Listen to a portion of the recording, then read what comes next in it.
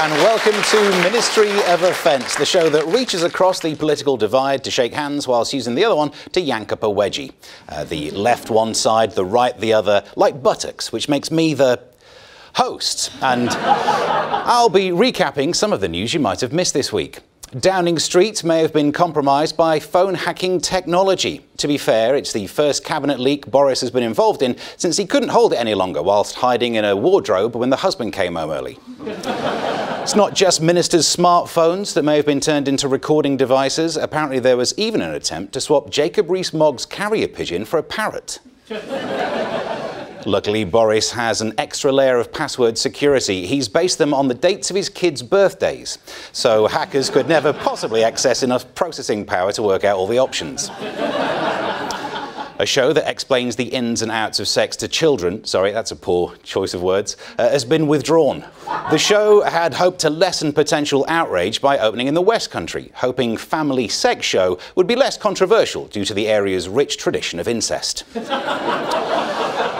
If it's all the same to you theatrical types, many people would rather teach their children about sex the traditional way, by signing them up for a church choir.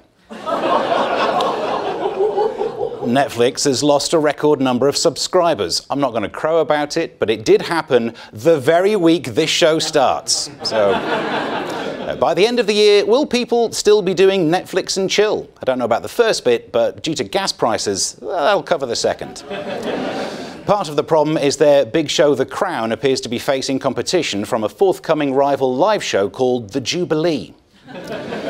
Meghan and Harry are invited to join the royal family on the balcony during the Jubilee celebrations. The royals wanted to avoid any Jubilee embarrassment, like a decade ago during the Diamond one, when the 21-gun salute made Camilla stampede.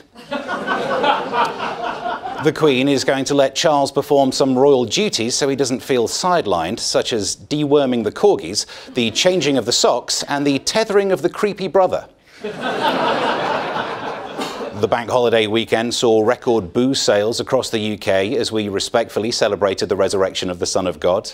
Of course, Easter is the perfect symbol for the relaxation of COVID precautions, as the risen Christ would never have used hand sanitizer. Oh, it'd sting if it gets in the holes.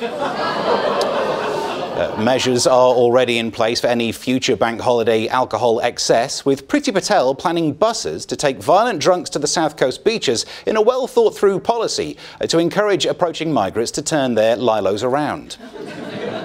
The bank holiday excess provided a shot in the arm for the hospitality sector. Like I said to myself on Saturday afternoon, you say urinating in the hedge, officer. I say helping to kickstart the local economy. This Easter truly was a holy time, with more people than ever honouring the late great Jesus Christ by struggling back to life on Easter Sunday, whispering, "Oh God Almighty," as they fend off children ripped to the tits on chocolate eggs. 17 new species of millipede have been discovered. This could be important news considering invertebrate protein could help to solve the global food crisis. Millipede meat might not be tasty, but on the plus side, at least everyone gets a leg. It's not easy to authenticate a new millipede species, as it can often turn out to just be a centipede that's given it all that.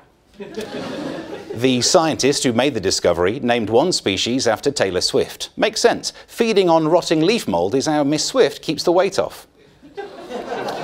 The UK looks set to go into recession this summer. It looks like our belts will be tightening, either metaphorically or as we dangle from the ceiling after kicking away a stack of overdue bills.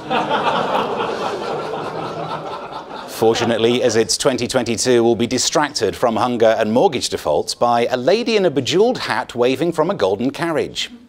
I've already started driving that little bit slower, both to be more fuel efficient and also so I can spot any juicy-looking roadkill. There are ways to tighten the purse strings. For example, my mum had a clever way to make sure I always had a cut-price warm bath. She never got me potty trained. And 30-year-old Kyle Gordy, an American sperm donor who's already fathered 46 kids, is touring the UK in the hope of siring more. His nicknames include the Sperminator, Thrustin Hoffman, Jerk Douglas. Well, they do include those now. With nearly 50 children already, some worry his real motive for visiting is to take Boris Johnson on in a leadership contest. If you're interested, Kyle is prepared to make a donation without actually meeting, although he does insist you take the return spring off your letterbox. And that's your weekly roundup. Time to get on with the show.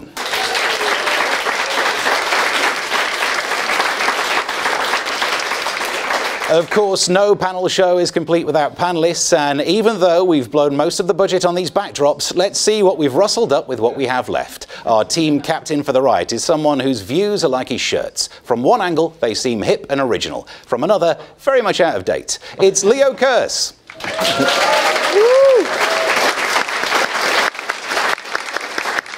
And his teammate, one of the nicest people in show business, who would never hurt a fly, unless it was wearing a mask, in which case he'd hack it to pieces. It's Mark Dolan.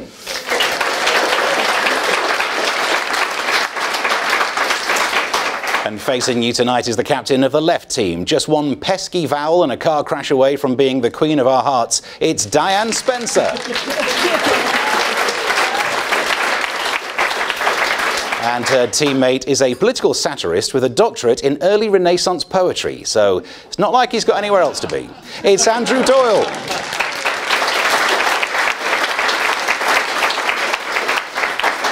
So here at the Ministry of Offence, we ask our teams to tell us which minister they would like to be. So Diane, I'm going to start with your team. What minister are you of?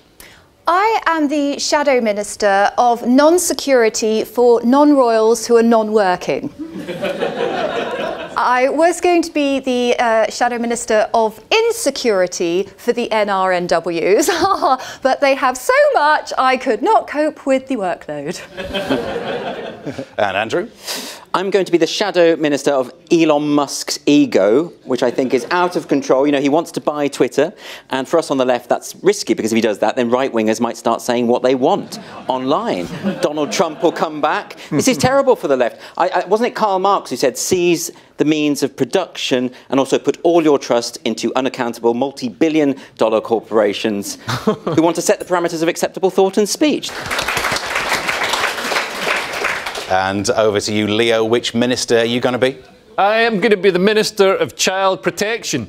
I am going to be asking how Jimmy Savile got away with it for so long in plain sight, while we currently, right now, send naked, pansexual, genderqueer groomers into primary schools to teach 5-year-olds about I missed that lesson when I was at school. And Mark? Well, I think I will be the government's official parties minister, OK? I think it's time to own Partygate and make it a job, OK? Someone at the heart of government that sets up a Majestic wine account, organises a freezer full of cocktail sausages and books an Ed Sheeran tribute act for the No. 10 Garden. I think they just go for it. 24/7 parties. Thank you very much. Yeah. Now that's the introductions out of the way. I think it's time we got this show on the road. So it's time for our first round, which is clickbait.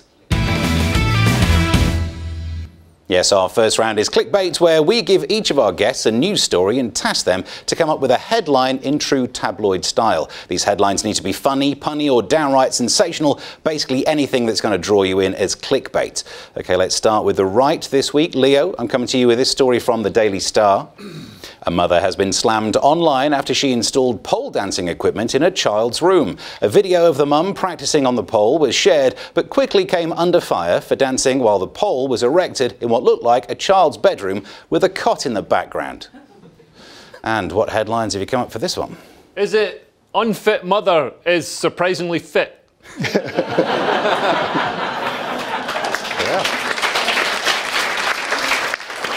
How about Tots TV's got a bit raunchy, hasn't it? About bring your kid to work day at Spearmint Rhino. What about Very Blue Peter? Too controversial for you. Nice. Yeah, just a late night version. You know, where Richard Bacon takes drugs or something. Again. Listen with mother, she's having an orgasm. Anyone? I'm joking, mums don't have orgasms. Certainly not the mother of my children. I'd like to disagree with you there, Mark. When...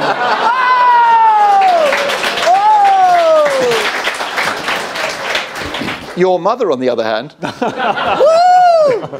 Are we actually doing your mum jokes? Is that the level of this show? We've got a big barrel and we're not afraid to scrape it. About your mum again. Damn! I love that. That's your first time doing a your mama joke, and you went in way too hard. I'm going full Def Jam on this. Meanwhile, to try and stop us from fighting, any other ideas for headlines? Might it be there's some sort of bizarre punishment that she's writhing her pelvis as some sort of bizarre punishment? So what you could have is behave, or I'll send you back to your womb.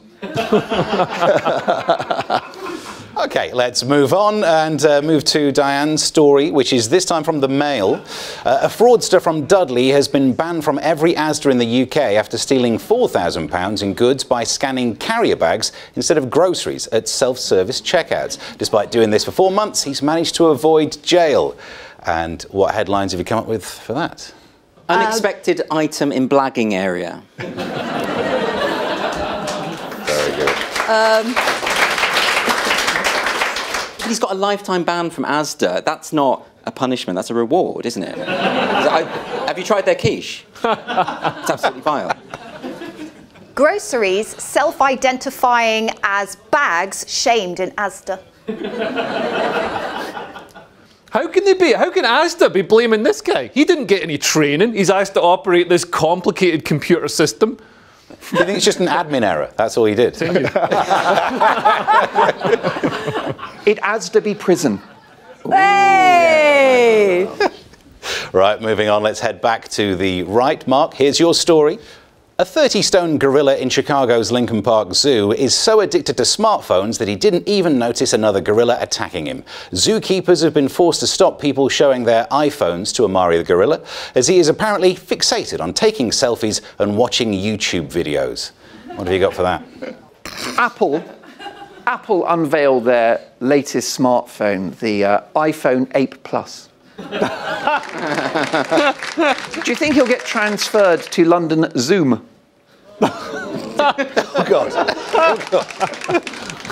Why is this article fat-shaming this gorilla? Talks about it being 30 stone. I think he looks great. True. Needs a bit of a wax, but I think he's all right. I don't buy this for a second, that the ape would be on YouTube. Surely it would be Amazon Prime. Gorillas in the mist calls. That's quality, I like that. Thanks. Any more? Yeah, I think this this gorilla is on Tinder, because I distinctly remember matching with it when I was in Dundee. I want to be like you, Tube. Very good. Very good indeed.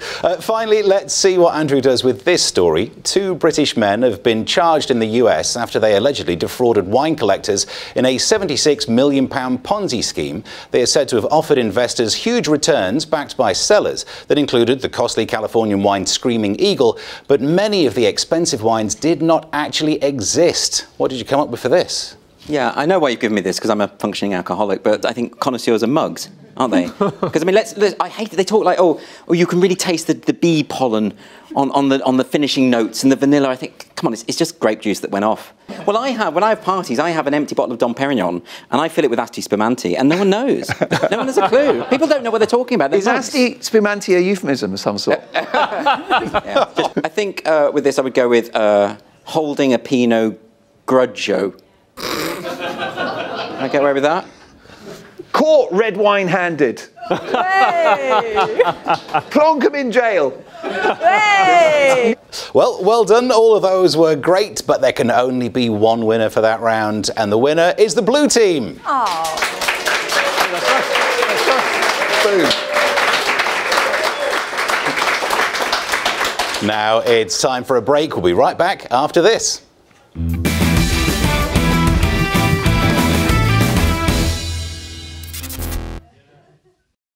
Every night at 11 on GB News, we bring you the next day's stories the day before. It's basically like time travel. If it's a big story, we'll cover it, guaranteed. But we'll also have some fun along the way. Big opinions, big laughs. Sometimes big hair. This is Headliners, the paper review show that won't send you to sleep like the others will. 11 p.m, 7 nights a week. Join us.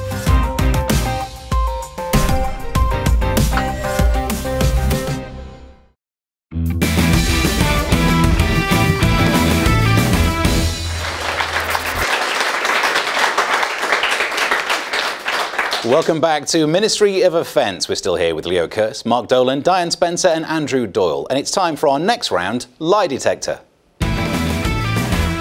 Our teams are shown some newspaper stories from this week and they must decide which parts of each story are true and which parts are false. This round is head-to-head, so it's fingers on buzzers. Can you spot the lie in this first story? Hackers tied to Kim Jong-un were behind a $615 million cryptocurrency heist to fund North Korean nuclear weapons, the US government has said. Players of online game Splatoon 2 lost more than $500 million in Ethereum and other cryptos last month after Pyongyang hackers swooped in. Can you spot the lie in there? Are the hackers tied to Kim Jong-un, literally tied to him, to stop him going to the fridge in a weight loss exercise? I don't think it's to fund his missile program. I think it's to fund his next missile launch video, because he does love his videos. And the next one, I've heard, he's going to parachute out of a helicopter wearing a tuxedo, and he smashes through missile control, and it goes, Jong-un, Kim Jong-un. And it's called No Time to Diet.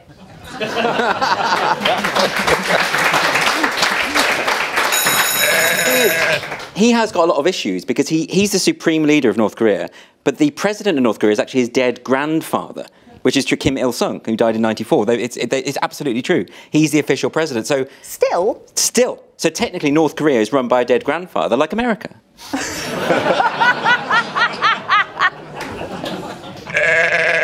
I think the fake bit is Ethereum. That is not a real currency. And I actually don't trust any currencies now. I'm being paid tonight in unleaded petrol. That's as far as I'll go. I don't think that Splatoon 2 is a real game. It kind of sounds like a game that your mum thinks you play. Yeah. Because I like to do online gaming. So I would say it's more that they hacked all the people who posted their Wordle scores to Twitter.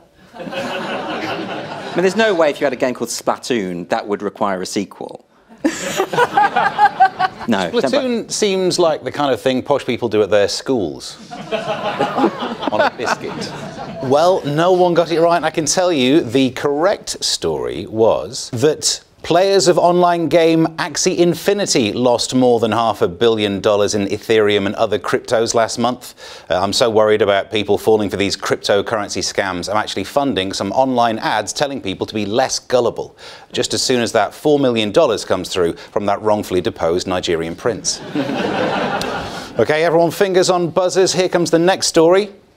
Danny Dyer is set to become a football coach following his shock exit from EastEnders. The actor, who is leaving his role as Queen Vic landlord Mick Carter, has signed up to coach London Sunday League team Queen's Road Rovers. The soap star, 44, said, "I've been a lifelong fan of football, so coaching seems like a good idea. I've got my own whistle."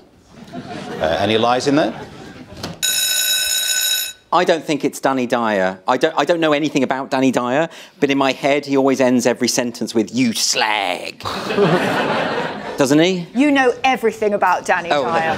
There we go. Solid guess. I think this will only work if all the players are called Ricky! Ricky! Can you tell it's been 20 years since I watched EastEnders? I don't think it's Danny Dyer. I think it's Enya. I think she's fed up with new age ethereal pop and she wants to muck in with the lads. By the way, I mean, with that strong London accent, how is anyone going to understand the half-time team talks? Do you know what I mean? You'd be like, "Oh, look, you know, go score bloody goals, apples and pears." Yeah, but the way Oh, sorry, what was that? You okay? Cool, blimey, wide trousers. But when they get to half-time, they won't blow the whistle. They'll just go, do, do, do, do, do, do, do, do.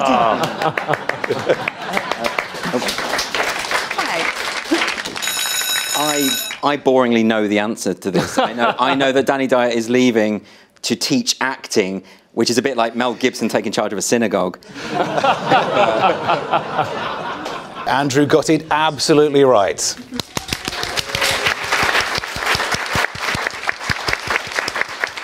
Yep, here's the real story. Danny is signed up to an online acting school with fellow EastEnders legend Charlie Brooks. The soap star, 44, is taking part in a masterclass on May the 29th with the company I Am Pro.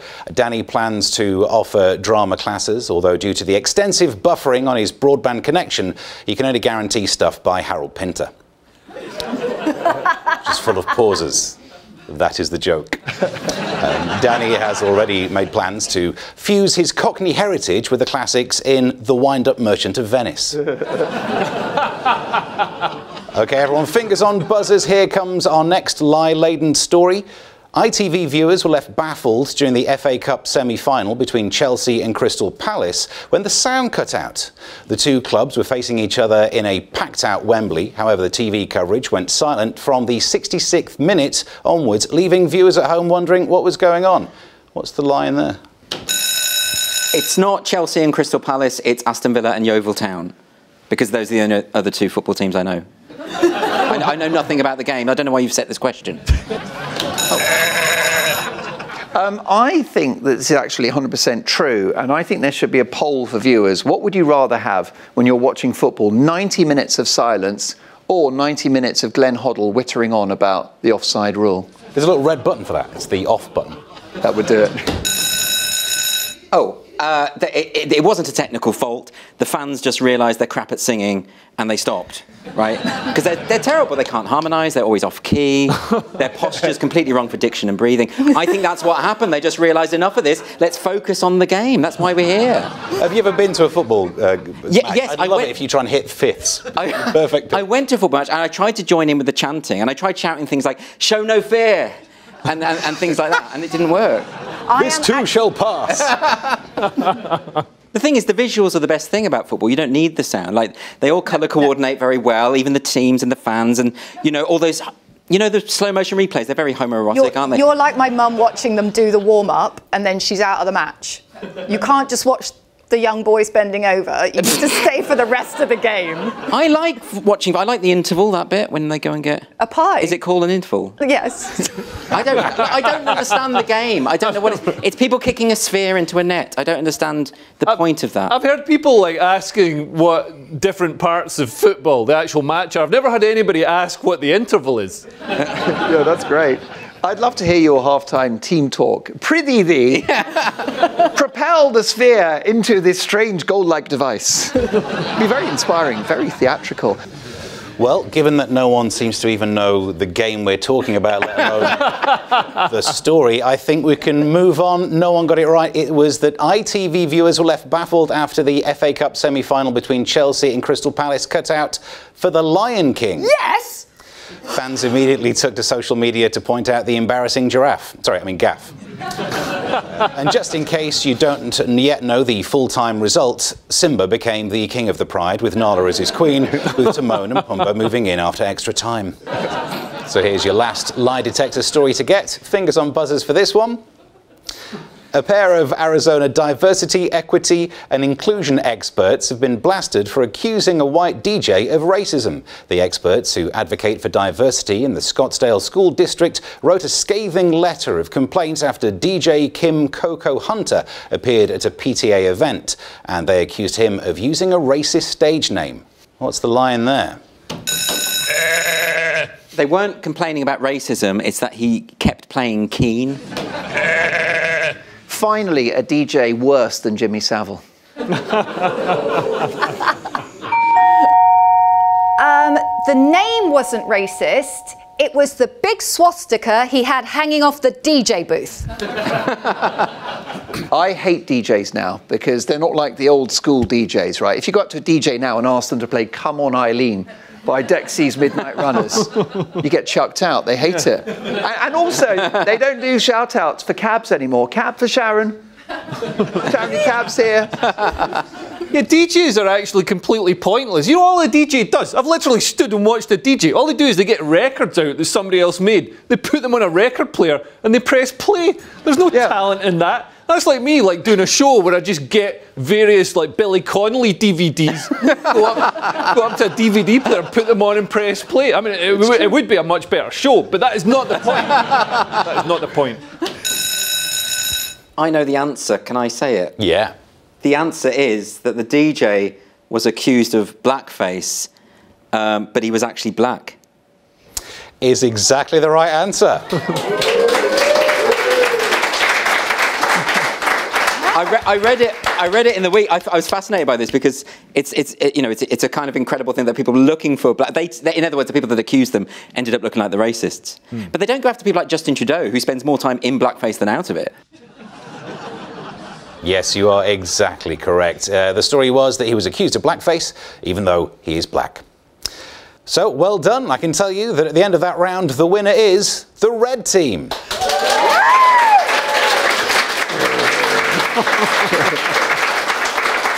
Now it's time for our next game, Spin Doctors.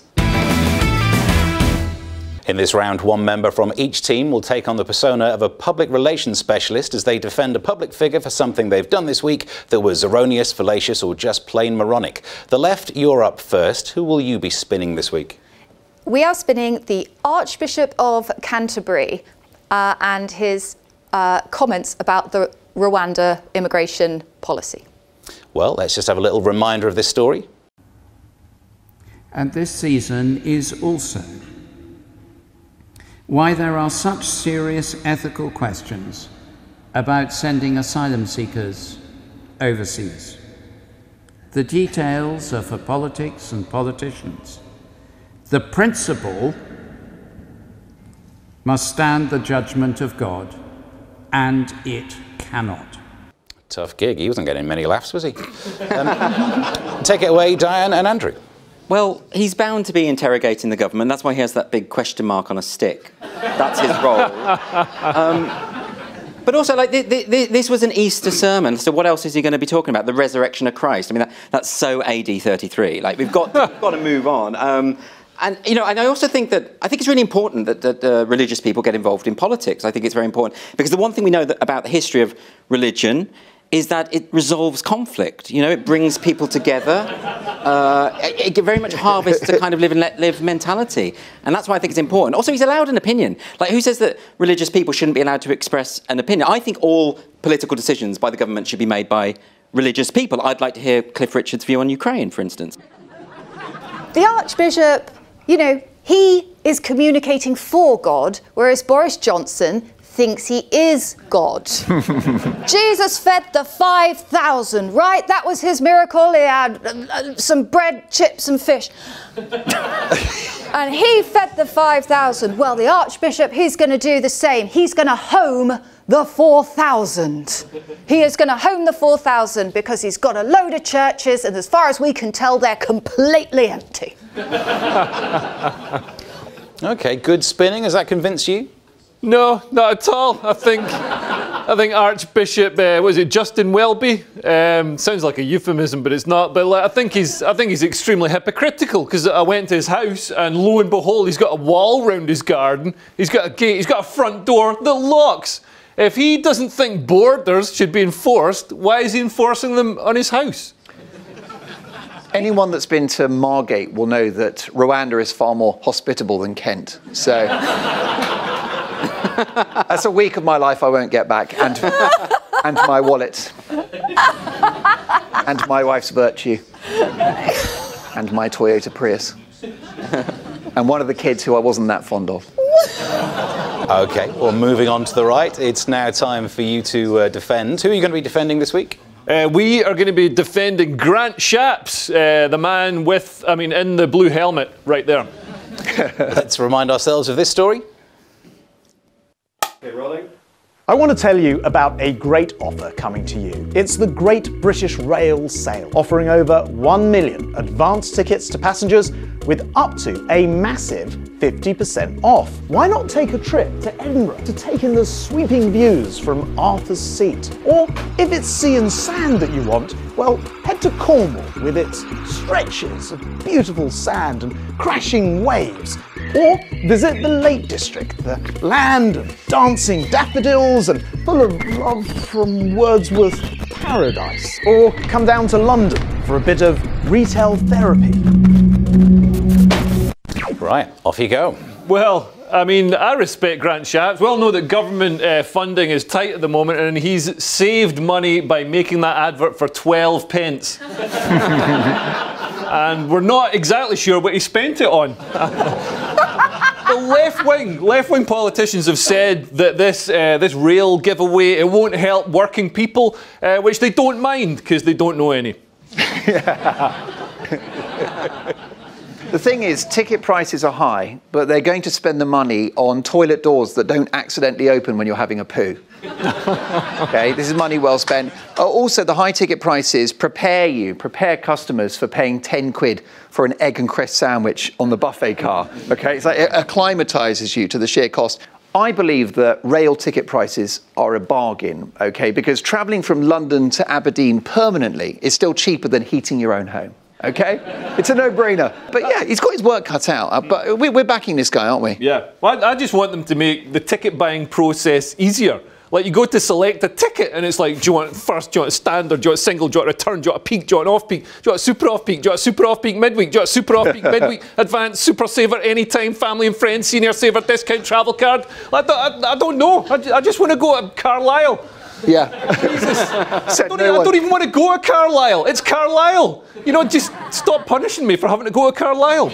Yeah. And they need to clean the toilets as well. Like, you know, they're always, I don't know what it is, the mixture of alcoholism on our railways, but you go in there, there's feces everywhere up the wall. And like, they've got that braille in the toilet as well. That braille just says, you now have feces on your fingers.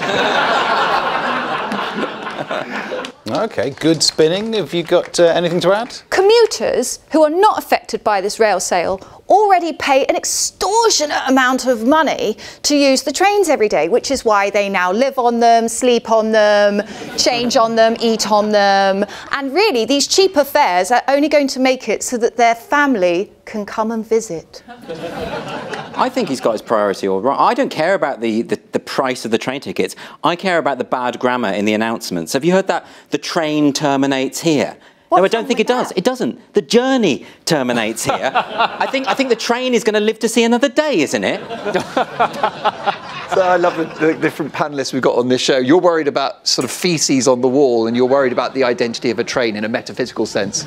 Well, both well challenged, but ultimately it's up to me to decide who had the best spin, and I think the most compelling defence was the red team. Yeah! We'll be back. We'll be back. So at the end of that round, the left have some points and the right have some points. I can't tell you how many, because that would be multitasking. And now it's time for a quick break. We'll be right back after this.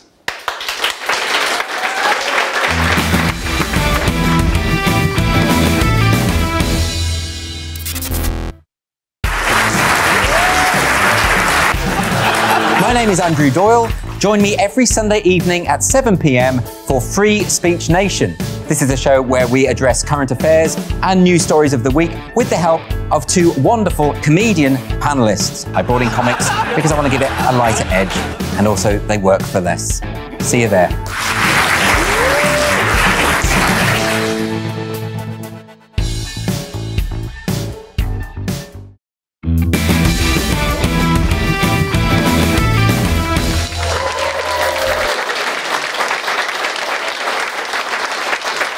Welcome back to Ministry of Offence. We're still here with Leo Kearse, Mark Dolan, Diane Spencer and Andrew Doyle. And it's time for our next round, Anti-Social Media. Yes, this is Anti-Social Media, in which we look at online reactions to various world events and then ask our teams to guess who said what about whom. The teams will need to match each post to an event or celebrity who said it. Think of it as social media snap.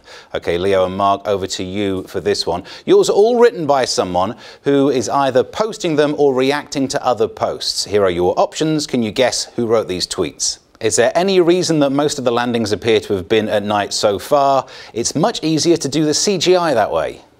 Well, that's somebody who's, well, they've got a Twitter account for a start, because that's Twitter. I think they are talking about conspiracy theorists, or as I like to call them after 2 years of lockdowns, right about everything. Is it the PR team for Malaysian Airlines? Well, let's move on to the next one. With all due respect, blank, this is weird. Don't want to blow your mind, but I'm pretty weird and it's time the world knew. Sounds like Britney Spears, doesn't it? I mean, they've got a lot of likes, so it's obviously somebody very, very famous. Sue Gray. We're thinking more famous than Sue Gray. We're thinking the gorilla from that zoo. Well, there's the next one. When the zombie apocalypse happens, you'll be glad you bought a flamethrower. Works against hordes of the undead or your money back. This has got to be somebody who manufactures flamethrowers, which narrows it down quite considerably. We're talking Kim Jong-un, Vladimir Putin, or Elon Musk. Yeah. I think it's somebody who sells flamethrowers, like David Dickinson. Do they do antique flamethrowers? How would an antique flamethrower work? You're the clever one. Well, an antique flamethrower can't work because they weren't invented until relatively recently. So in order to be an antique, it has to be old. Yeah. In that case, I've wasted £500. It's clearly somebody who doesn't understand how zombies work, because you can't defeat them with a flamethrower. All you do is, if you hit a zombie with a flamethrower, is you've got a zombie who's on fire, which is worse than a zombie. You've got to get the neural stem or the brain with a sharp implement. I can see the left are agreeing. It's great to see some common ground between the left and right. Right, we can move on to the next one. The rumour that I'm building a spaceship to get back to my home planet Mars is totally untrue. Well, this is definitely an American, because they've spelt rumour the American way. And it's also somebody who builds spaceships. So, you know, that also narrows it down quite substantially. That narrows it down to Kim Jong-un, Vladimir Putin, or Elon Musk. I'm not even going to wait. I'm not going to wait for the left, because we've spent too long in this country doing that. I am going to go for Elon Musk. Is Elon Musk in the ballroom with a flamethrower? Well, I could actually try and help you out with 4 multiple choice answers to lock it in. These tweets were posted by Jack Dorsey, Jeff Bezos, Elon Musk, or Richard Branson. Well, that looks like the saddest boy band reformation of all time. Yeah, I'm still going with Elon Musk. Yes, I can tell you, you are absolutely correct.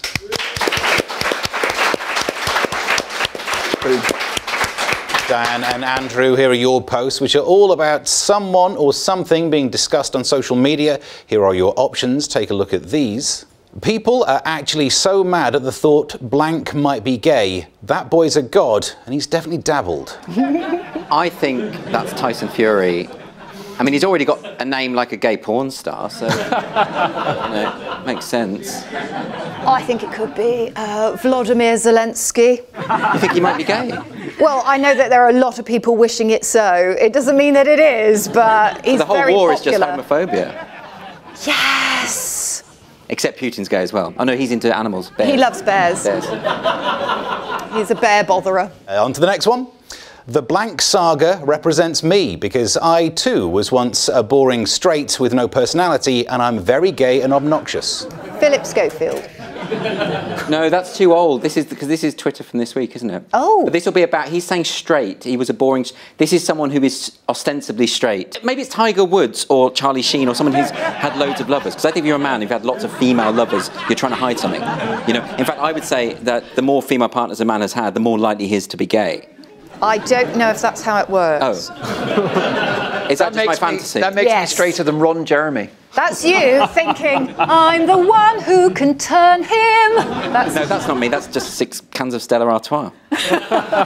Saga as well. It makes it sound like it's been going on for a very long time. I do feel like it's like a Lord of the Rings thing, like it's fantasy Gandalf or something. Gandalf is gay. Is he gay? Yeah, me and No, McKellen. I thought that was Dumbledore. And he's gay too. All the old wizards are gay. Oh. Okay, here's your next one. I know nothing about blank, but him going through a gay midlife crisis is somehow important to me. The Pope. No, she's never coming out. I think... I don't know. I think the midlife crisis is interesting. It's got to be someone who's older. Captain Birdseye. You know, like a sailor. Bird's eye. It's trying too hard. I've got an eye for the birds. No. Taking boys on unnecessary fishing trips. Exactly. Is this like something to do with Will Smith? Is he gay, Will Smith? No, but hasn't he had lots of partners? Don't they have an open marriage? They've got an open relationship. His wife is definitely not his beard, because there just isn't enough hair. Here's your next one. Blank gets hold of a pen and suddenly Blank's gay now. Incredible. Has that helped? Oh, well, okay, getting hold of a pen, so it's someone writing, so it's a fictional character who's come out. Mr. Sheen.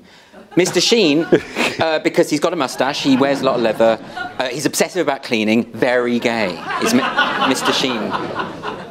Well, I can give you 4 multiple choice answers, see if this helps.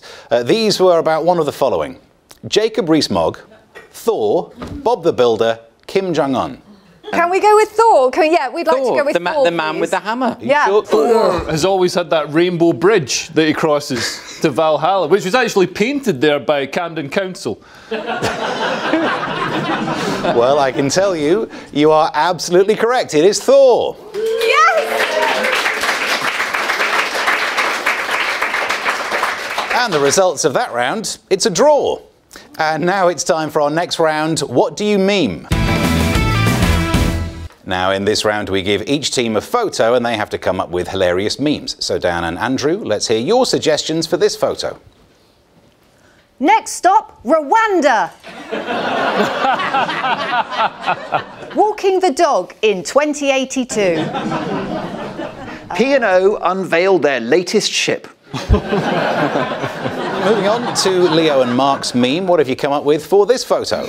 Isn't it funny when dogs start to look like their owners, says Elton John. Testing cosmetics on animals is cruel, but they look fabulous. I thought he said vajazzle your puppy. Meghan Markle's approach to privacy. Well, you all came up with some good memes there, but there can only be one winner, and that is the red team. Oh my God, we're nailing this. So at the end of that round, it's all to play for, and just like that, it's time for our final round, the quickfire Q&A. In our final round, I'll be asking rapid-fire questions based on all the news this week. Our teams will have to buzz in and be the fastest to answer to gain the points. Here we go.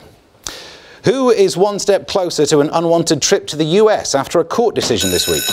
Julian Assange. It is Julian Assange. Users of what vehicles will not be responsible for crashes? Is it BMW drivers? Whether we like it or not, it is. The correct answer is self-driving cars. In what way did a mobile phone save the life of a Ukrainian soldier? It stopped a bullet.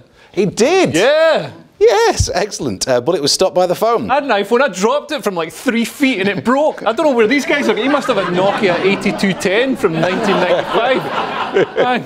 Which streaming service has vowed to crack down on users oversharing accounts? Netflix, because it's the only streaming service I know. It's the correct answer. Well done. And do you actually have a password for it? Someone else's. Oh, lovely. Which rock star is reluctant to get a hip replacement?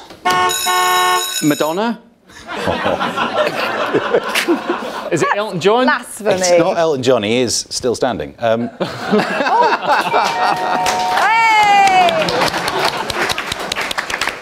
Mick Jagger. Is not the right answer. It's Liam Gallagher.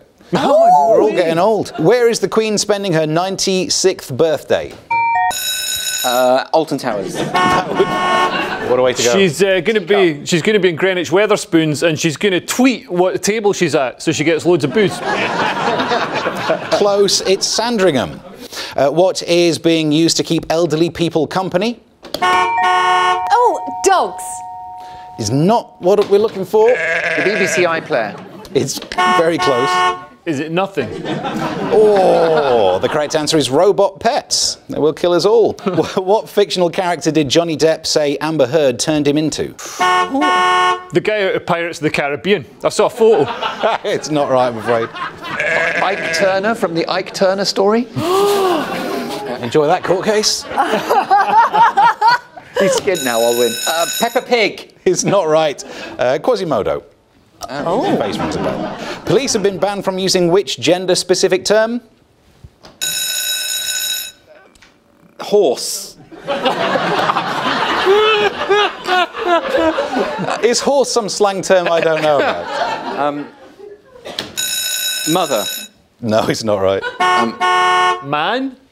No, it's sir or ma'am, which, does that get used a lot other than to like one very famous person? Where are couples getting married to avoid the huge wedding backlog caused by the pandemic? North Korea. It's not right. Wales. No. Oh. Weatherspoons. Close enough. It's in local pubs. What has Kim Kardashian been accused of photoshopping to look smaller? Her behind. No. Her front. Let me picture it for a second. No. Her bank balance. No. Her nose. Oh, so close. It's her boyfriend's nose. So I get half a point. Well, yeah. The shadow of Kanye lurking behind her. Oh, that's the... yeah, that's the end. That's all the questions.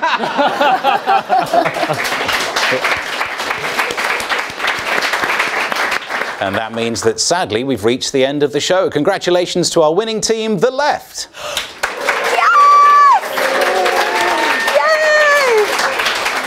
And to the winners, your prize is a free subscription to Jacob Rees-Mogg's OnlyFans. And to the losers, you won't be going away empty-handed. You'll both be getting smacked bottoms because we can still do that. We've got the legal right, thanks to the Tories. Thanks to our team captains, Leo Kearse and Diane Spencer.